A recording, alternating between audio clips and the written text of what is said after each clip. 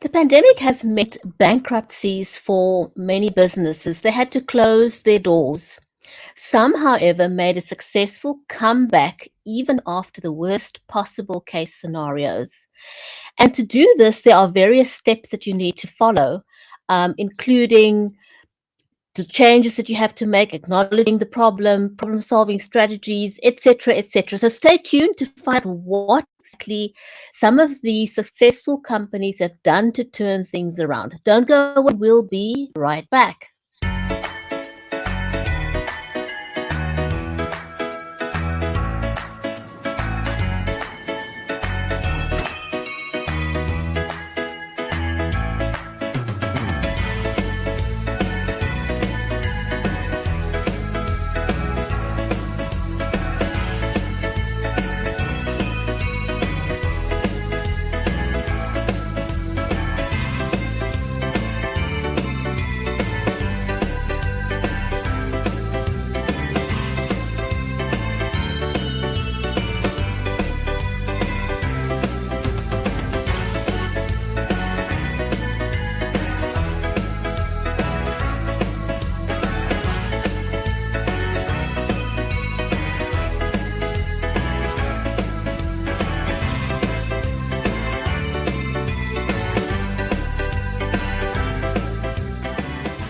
Going live on video makes you visible, and so the next time someone needs goods or products or a service, they're more likely to go to someone they've come to know, like, and trust. So go live on video and get people to know, like, and trust you.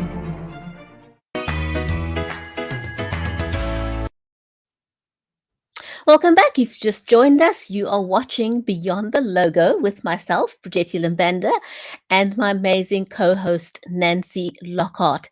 If you haven't hit the follow button yet, please do so. And the reason we ask you to do that is that you'll get a notification so you know when we are going live the next time. So our stream today is made possible by StreamYard, BeLive Media, and also Lockhart Marketing. So whether you are watching us over on Facebook, on YouTube, on Twitter, and also over on Amazon Live, a very hearty, warm welcome to you. It is an audience-centric show. So if you are watching the show live and in real time with us right now, a big welcome. Comment, ask questions. We'd be happy to answer you. If, however, you are watching the show on the replay, also a hearty warm welcome to you, and you are welcome to leave us a comment or a question over in the chat section, and we'd be happy to get back to you. So again, you are watching Beyond the Logo, which is a best practice advice for business on marketing, and so on. And today's show is something special because we've all just coming out of the pandemic. A lot of businesses have had to close their doors, shut their businesses. A lot of people lost something they've worked on for a lifetime, and it's been incredibly sad. But there are companies who have implemented successful turnaround strategies. And so we're going to look at some of those today and to see what we can learn from those examples so that if you want to make a comeback for your business, and it's not impossible, every single day we wake up is an opportunity to reinvent ourselves, and you can reinvent your business. Successful businesses have rebranded over and over and over and over. So don't be scared of rebranding and reinventing your business. Every day is a new opportunity to do so, but there has to be a strategy. So we're going to look at some of those strategies behind it today. Now, one of the things that we've learned to do a lot more during the pandemic, talk about the pandemic, is using video a lot more into our marketing strategy. And so just before we dive into our actual topic for today, which is how to rebrand and reinvent yourself, if you have incorporated, and if you haven't done it yet, I implore you to look at incorporating video marketing. The statistics is just mind-blogging, and today's show is not about that. We may cover that in another show. But if you are incorporating video marketing, it's a fantastic way to show your human side, to give people a behind the scenes look at your business, to see how things work. People love little tidbits that shows that you're human. Show them your marketing team, show them what you're actually doing behind the scenes.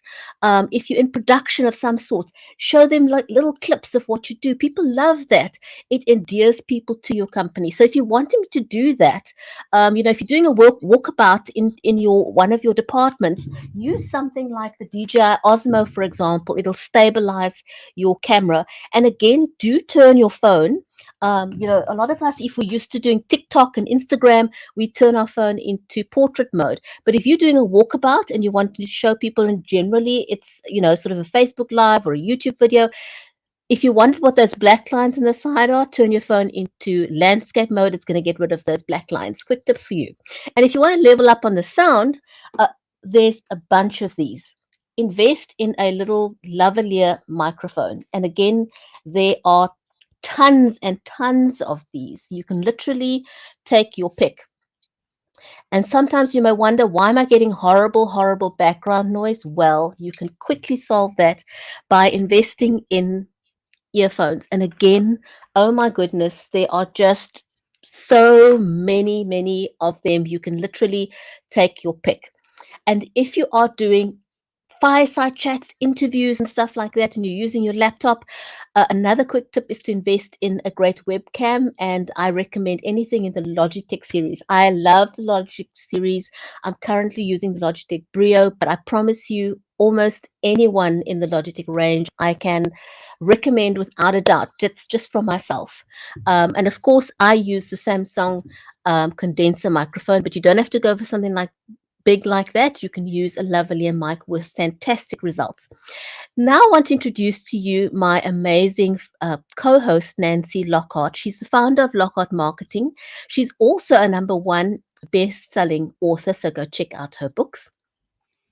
And just a little bit of Nancy's backstory. She's worked with some of the most iconic brands such as Target, Kaiser Permanente, um, Medtronic, and she leverages her knowledge and expertise that she's built up over many, many, many, many years. Nancy's also the executive advisor for the University of California, Santa Barbara Customer Experience Program. So she comes with a wealth of experience that we share on the show with you. And so, with that, Nancy, how are you today? Great. I Uh, cannot wait to dive into the topic because I think it is, so many businesses suffered and we need some help. yes, absolutely. Well, it's wonderful to be here. Thank you so much. I am excited about the topic today, and I love how you bring forward just innovative ways and ways to challenge how we're communicating and marketing our products and services. And your live stream service is amazing because it really does help people to connect on a human level. And we've been through this incredible business case scenario with the pandemic. And so understanding how we can navigate through that and come out ahead on the other side, I think if we look at this as an opportunity to learn and to grow and to excel in how our products and services are brought to life for the market as it is today, then we're already halfway there. But I wanted to today I wanted to kind of go through some just share some companies experiences and what they've done in order to kind of turn around where they're coming from. Absolutely. I just want to give a huge big shout out to Lillian and Chris, two dear friends who are watching the show live today. And so anyone, if you're watching the show live, just tell, and it's your first time round, please let us know. We'd love to give you a shout out. It's one of the things we love doing on the show. And so again, if you've just joined the show, this is Beyond the Logo with myself, Bridgetti, and Nancy, and we are talking about how you can implement a successful turnaround strategy. We're looking at what other companies have done very successfully. So if you've suffered through the pandemic, this is the show for you. If you don't have time to watch the entire show now, then do come back and revisit these tips because they are just amazing.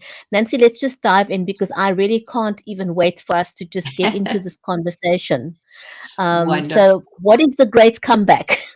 The great comeback. So I used a boomerang because I think that's such a nice symbol for how we can kind of go. We put ourselves out there. Sometimes, we things go way far away, and then we get to bring them back and reevaluate our businesses. And I think, you brought up, Bridgetti, the pandemic was probably one of the most significant business impacts in certainly modern history. And making sure that we know how, what our strengths are, what our opportunities for growth are, even given something like this. And I always believe that when we have some kind of a challenge that's presented to us, it's an opportunity for us to get smart and to leverage those opportunities to create even more revenue for our businesses. But I think, one of the big things that I think one of the biggest pitfalls is not acknowledging, like, oh no, there is a situation that we have to adjust the way things have always been.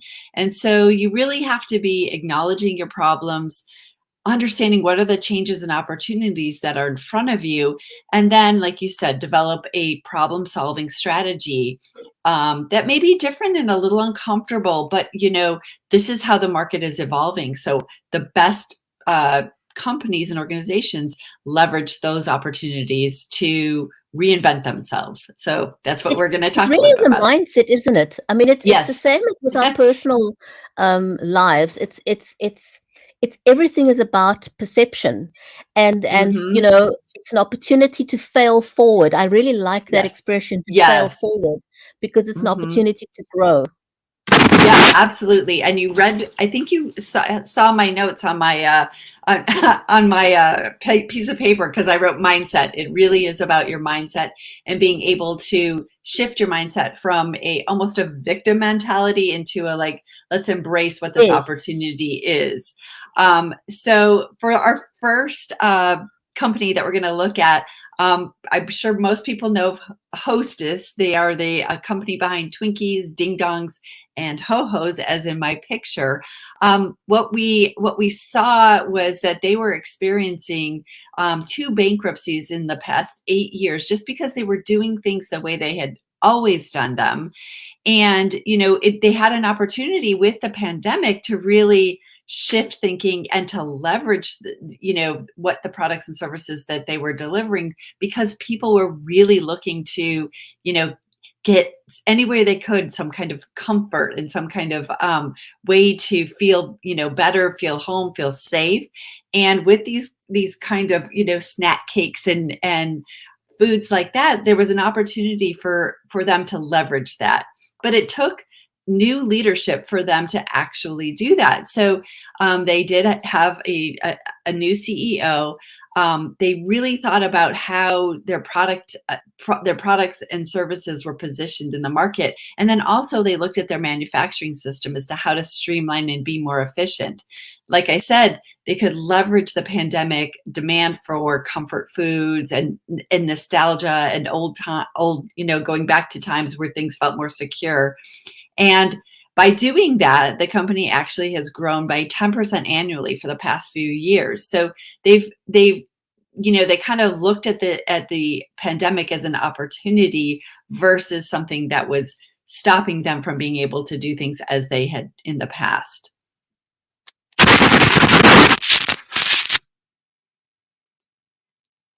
Bridgetti, you're on mute. It's as you say, it all comes down to mindset and how you view what has happened. And if you just flip that into something positive, is what can I learn from this experience and move forward, as opposed to getting stuck. Right. So I think, I look at what we're talking about today is a means of becoming unstuck, Hmm. and moving forward, and not sort of going down that barrel of feeling sorry for yourself, but rather what can I learn and how can I grow? Well, and So I also, think, I'm sorry, go ahead. yeah, so should we look at our next example here? Yeah, absolutely. And, I say this all the time on our show. It really is understanding what your target market is going through.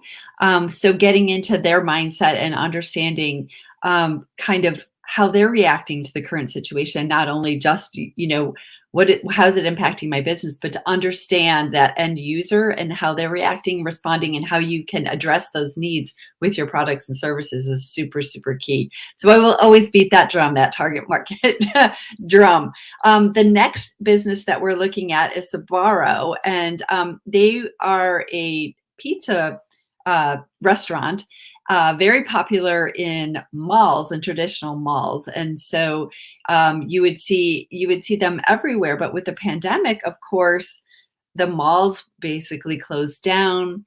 Sbarro really didn't have a way to deliver the types of food that they were delivering in the malls in the way that their business model was.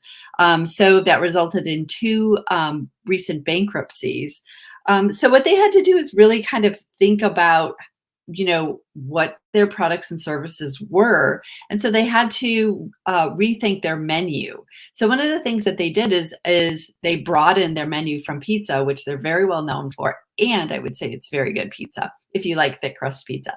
But they were expanding their menu to include lots of pastas and salads. And in this, in light of what was going on with the pandemic, they were like, okay, we have to streamline. What do we do best? What do we know? What are we known for? What do our target market think of us when they think of the name of us? So they really focused back on their pizza and delivering, I'm sorry, not delivering, in creating pizza that was really good and people knew it connected emotionally with that. And then they did some remodeling too to kind of reinforce that, we're a pizza place, not just a restaurant that could serve, any number of offerings, which is a strategy that can work for certain businesses. But for Sbarro, they already had an opportunity to leverage what they were good at. The other thing that they did, because they weren't able to distribute through malls like they were in the past, they started thinking innovatively. Well, where do people go? Where can we deliver a product or service where they're going, even despite the pandemic? So they started distributing their products and services in gas stations, where the gas station markets where you would go in, and maybe you're on you're driving somewhere, you're on a road trip because you can't fly anywhere.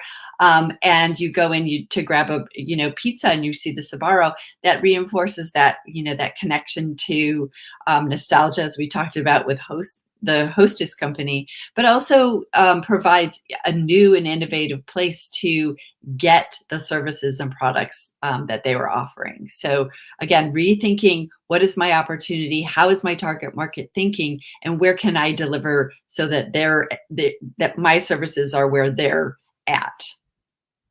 Yeah, I was listening to you now, and I thought this is such an opportunity for creative thinking. And I Mm. want to quote a dear friend who was in the education system and died very suddenly due to a heart attack. And he used the analogy, so oftentimes we refer to out of the box thinking. Mhm. And he said, I'll never forget this. He said, if you're thinking about using an out of the box strategy or thinking, he says you're still boxing yourself in because you're still using the analogy Mm. of a box. He says, throw the box Oh, away. that's Don't brilliant. even have that frame of reference of any kind of box when you're rethinking and reinventing a strategy. And I thought that was quite amazing. It really struck a chord Yeah. with me, Yeah. to just think differently, completely differently out of the norm, Yeah. and really look at how you've done things, and really, not box yourself into the way the market typically would think.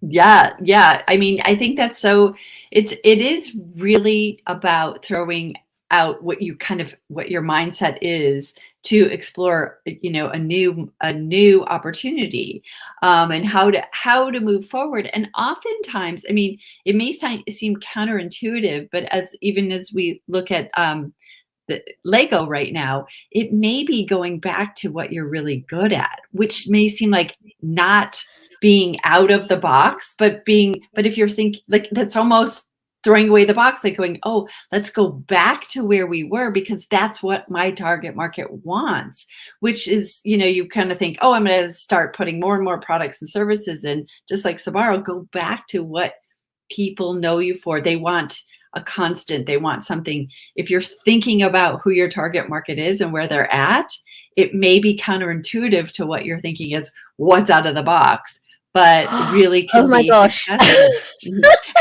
Did I you really, I like that? really, really, really like that because I think a lot of businesses make that mistake of adding in too many bells and whistles um, Mhm.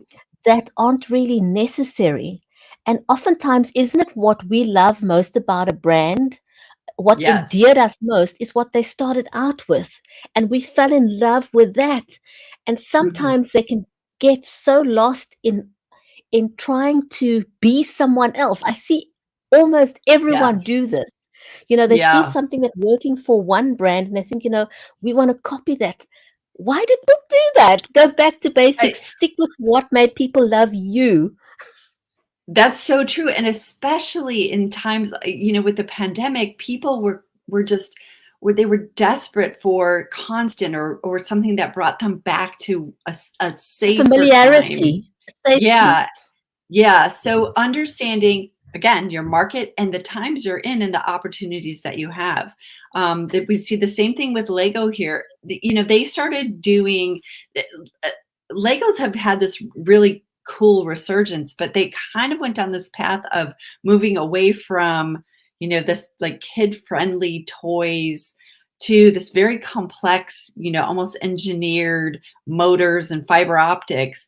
And and while they were, expanding their lines and trying to appeal to a broader audience, it really ended up kind of backfiring for them. So once again, they hired a new CEO, they streamlined their businesses, they cut down on production costs. And one of the things, I don't know if you're familiar with, but in California where I live, there used to be Legoland, and they actually shut down those parks because they just weren't, they were almost pushing it too far outside of the box of what Legos was doing for them. And in effect, the Lego lands, the amusement parks were, I know when my kids were growing up, I thought, okay, that's for them when they're little. And then when they get bigger, they'll go to other parks. So it was a very short window of amusement park time because it was kind of this conflicting, there's either this, broad fiber optics, super engineered Lego products, and then there's these, parks that are just for little kids.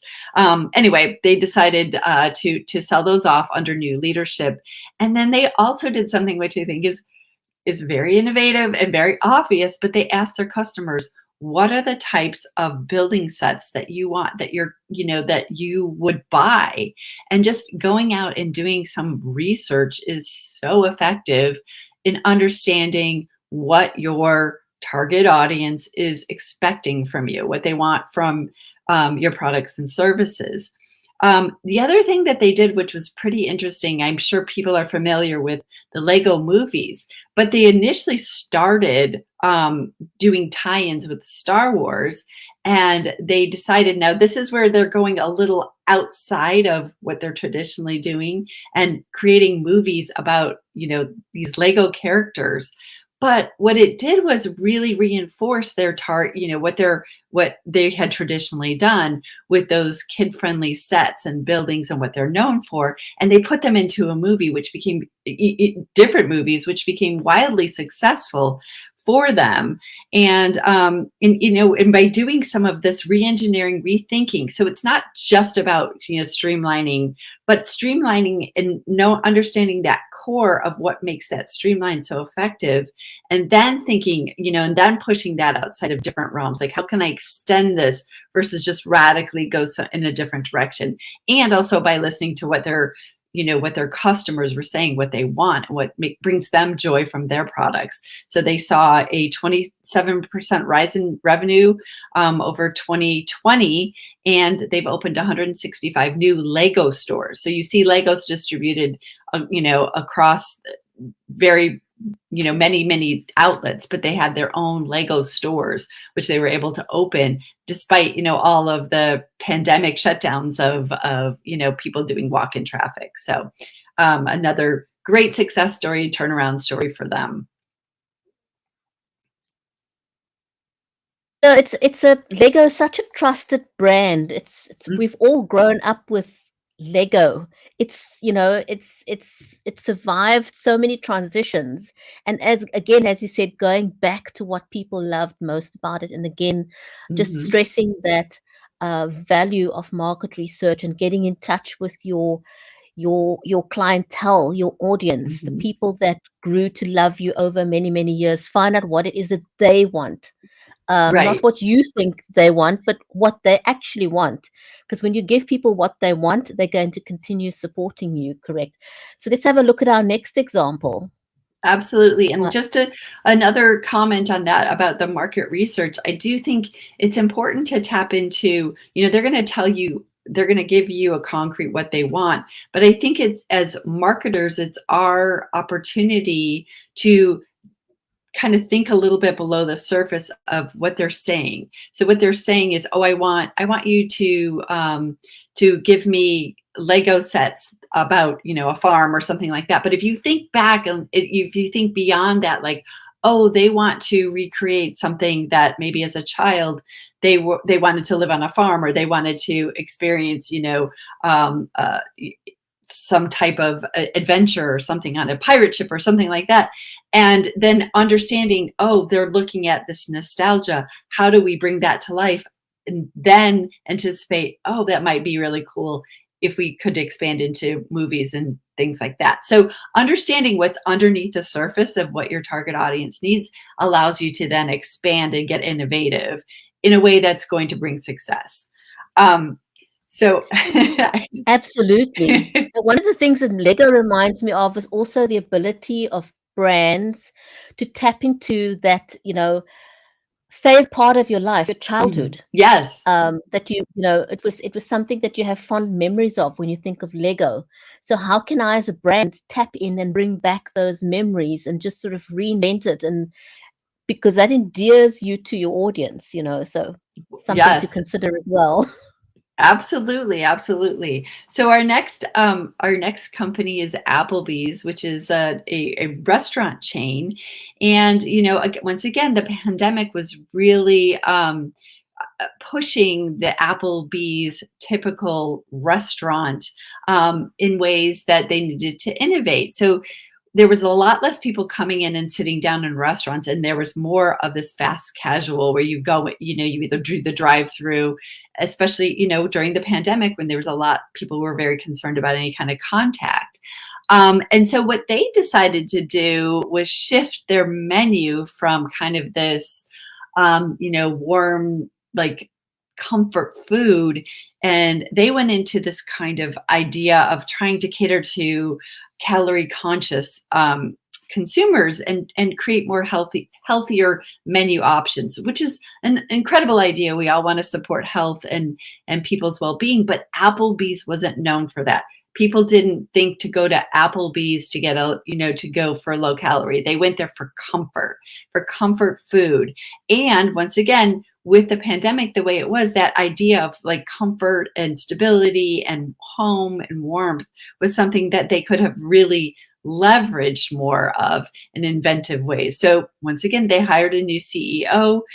They went back to their, kind of their roots, which was, these like comfort foods like chicken tenders and riblets and pastas, that real like kind of homey kind of feeling.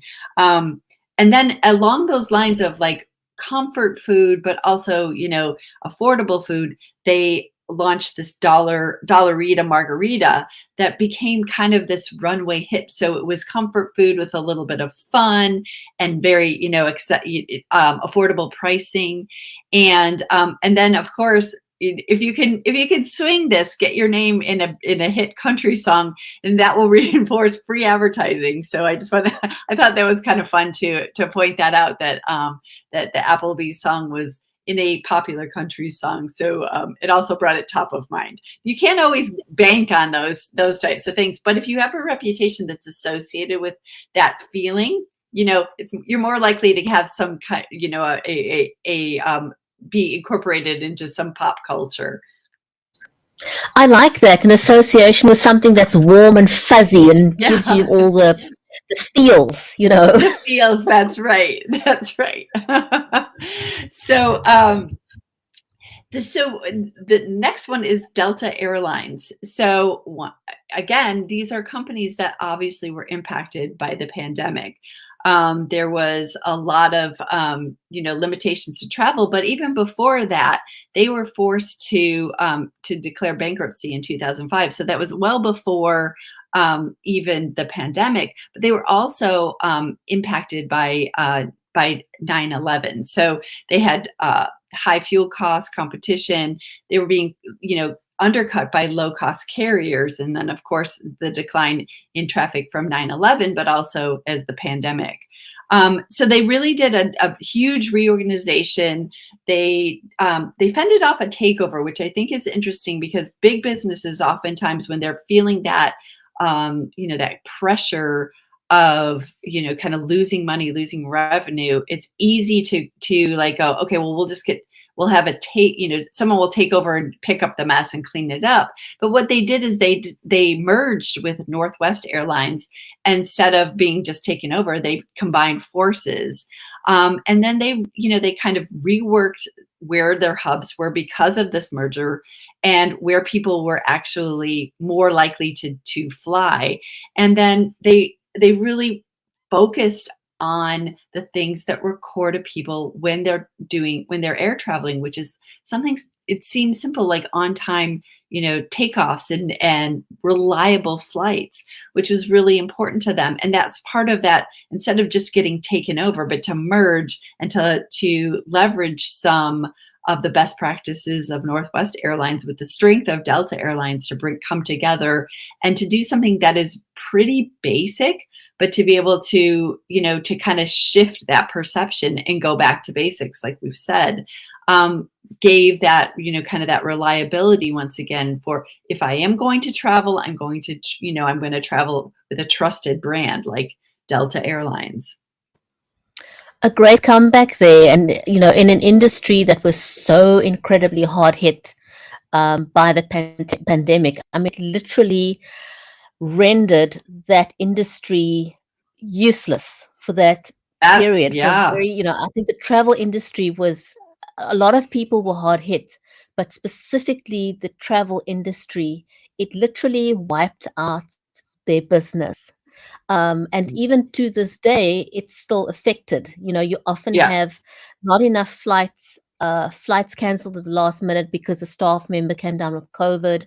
It's still affecting the industry, and it's Yeah. going to take quite a long time to bounce back. So well done to all the airlines who have been able to reinvent themselves and make a comeback. That was really, really hard work, and it still is for a lot Yeah. of the pilots. I do know. Yeah, absolutely. It is definitely an industry that was impacted by the pandemic. Our next example is Netflix, which is very popular brand. I think one of the things that Netflix did was they had started. I mean, if you think back, they originally, you would send away for the DVDs, and they'd come in the mail, and then and it was a subscription, so you paid. The innovation for them was that you paid a monthly fee, and then you could order whatever you wanted. That would come in the mail from Netflix, and you'd watch it and send it back, which was their initial innovation. But one of the things that they did is that they decided, we're going to do away with the subscription, and we're going to do this $8, instead of at $10 a month, it was like an $8 with a limited amount of subscriptions that you could have. And what they realized is that it was such a shock to be able to access, whatever movies you wanted to have at the time, into this, limited, kind of, and it really backfired on them, where they thought maybe a lower price point, people wouldn't be utilizing it perhaps as much. And they lost 800,000 subscribers. Of course, their stock plummeted. So Netflix really had to reinvent themselves in how are people consuming movies, and they got into the streaming business. And so instead of, that whole, I think about it now, like actually having to like put my DVD into an envelope and put it into the mailbox is so antiquated when you think of how we access Netflix now. I mean, I think about, I don't know my kids would perceive surviving without Netflix and just being able to, oh, well, let's watch this movie now and push a button on their computer. So they introduced the streaming service, but not only that, they did their own programming. So they started to invest in creative access. So you start off with like House of Cards was one of their initial hits. And then more recently, the Squid Game, which is completely, a new venue for all of the industry to kind of cross over. So they really thought about, again, their target audience. How are people consuming things? How are people, like, they essentially did away with the cost of this, this DVD and the mailing because of the streaming concept. So really aligning themselves with what their target audience, how they're consuming their product, and understanding how to best adjust to those times.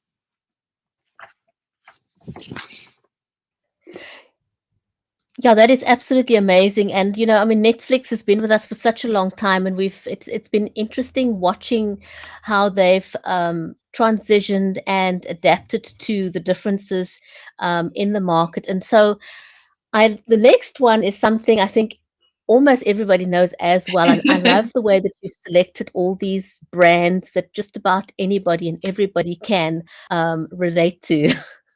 Well, it was my pleasure. I love finding all these great stories. But Marvel, as you're talking about, is another entertainment organization.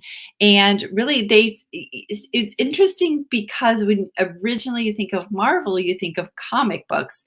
I guess if you're a certain age, you do.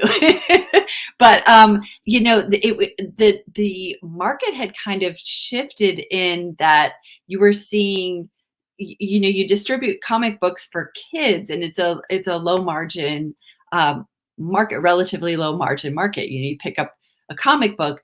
Then you start, as those kids started to age, you started seeing a lot more people collecting those. Once again, tapping into that nostalgia of childhood. But now these people had disposable incomes. They wanted originals and original comic books from their childhood. So they started, kind of thinking, okay, how do we shift that into, more of those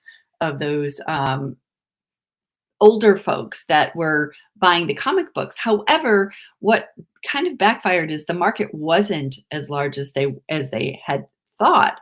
So they ended up going into bankruptcy in 1996, trying to figure out, well, how do we leverage these new grown-up, users of or enjoyers of our comic books. And so they had to start thinking about, okay, how do we start, leveraging this nostalgia for this new audience of younger people. And so they merged with this company called Toy Biz, where they created action figures from the Marvel movies.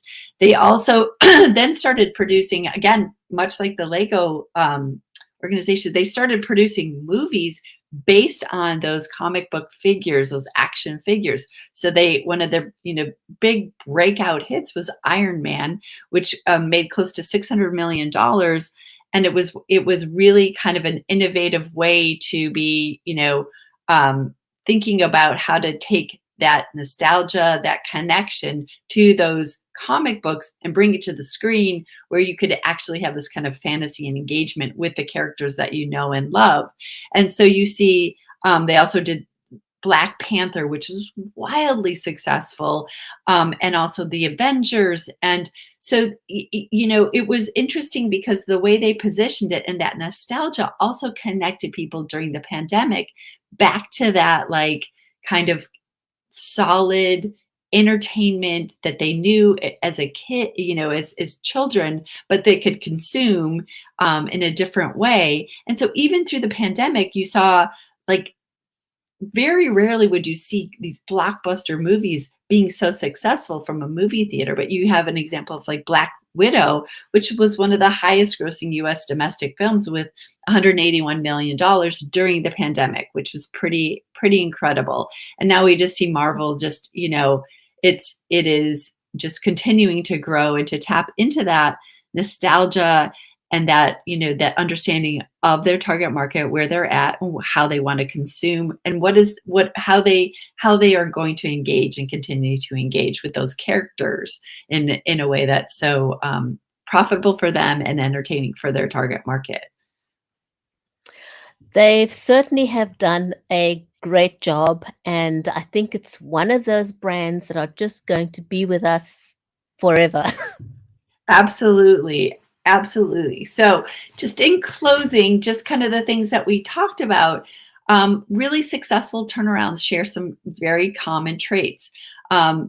We saw that there was a lot of change in leadership, which brought some fresh thinking to a lot of these examples. Understanding your target audience, which I will continue to beat that drum forever, is understanding where they're at, what they're going through, how can my product or service best meet those needs. And then, and again, kind of on the other side is understanding what's going on, what is going on with the market, what's going on with the economy, what's like world events, global events that are impacting your target market and how they're consuming, what their needs are. Where their pain points are and how you can meet those, connect those, those two things, the needs and the current environment. And then really important is having the courage to take some risks.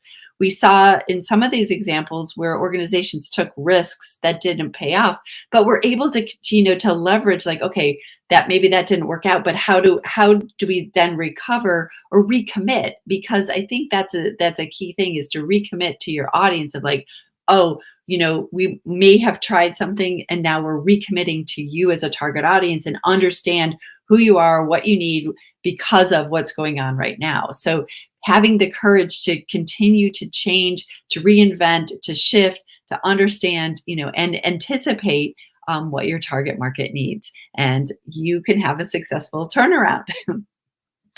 Oh my goodness. I love that. I love that. So much of what we discussed in the show today is about mindset and seeing opportunities in everything that happens. How can I pivot? How can I Right. make my audience remember what made them love my brand the most? It's all about just creating that connection with your audience, because there's always something your audience needs, no matter how difficult things get. And even during the pandemic, maybe our needs shifted, but we still had needs. The need for needs never goes away, right? So Yep. find Right. that Exactly. need and tap into that, and don't be afraid to pivot. Don't be afraid to fail forward and to reinvent yourself, and keep doing that. Yeah. And throw the box out, right? No more boxes. No more boxes. No more boxes. That's the thing to do. Anyway, I want to just Absolutely. say a huge big thank you to our amazing audience today, whether you're watching us over on Facebook, YouTube, Twitter, LinkedIn, Twitch, Amazon Live. Oh my goodness, it was just amazing having you join us as part of our audience today. We love you, and we really want you to join us back on the next episode of Beyond the Logo. And we'll have a new topic for you every time we come up with something that we know you really, really need to know, and that it'll help you. We know it'll help you enhance who you are and to move forward. So from my side, thank you so much, everyone, whether you're watching live or you're catching us on the replay. This was absolutely phenomenal. Thank you. And we'll see you back on the next episode of Beyond the Logo.